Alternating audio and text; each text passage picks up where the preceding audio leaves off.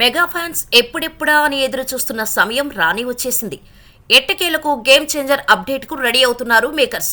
ఇప్పటికే దిల్ రాజు, రామ్ చరణ్ బర్త్డే నాడు solid update ఉంటుందని చెప్పేశాడు. కానీ ఈ సినిమా నుంచి టీజర్ రిలీజ్ చేస్తారా లేక సాంగ్ రిలీజ్ చేస్తారా అనే విషయంలో క్లారిటీ లేదు. అయితే ఇప్పుడు తమన్ అదిరిపోయే అప్డేట్ ఇచ్చాడు. సూపర్ సింగర్ కార్యక్రమంలో గేమ్ చేంజర్ నుంచి సాంగ్ వస్తుందని చెప్పుకొచ్చాడు. మార్చ్ 27న చరణ్ బర్త్డే నాడు ఫస్ట్ సింగిల్ రిలీజ్ కానుందని చెప్పుకొచ్చాడు.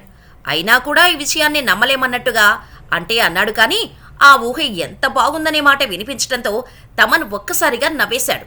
కానీ ఈసారి మాత్రం గేమ్ చేంజర్ ఫస్ట్ సింగిల్ రావడం పక్కా అని ఫిక్స్ అయిపోయింది.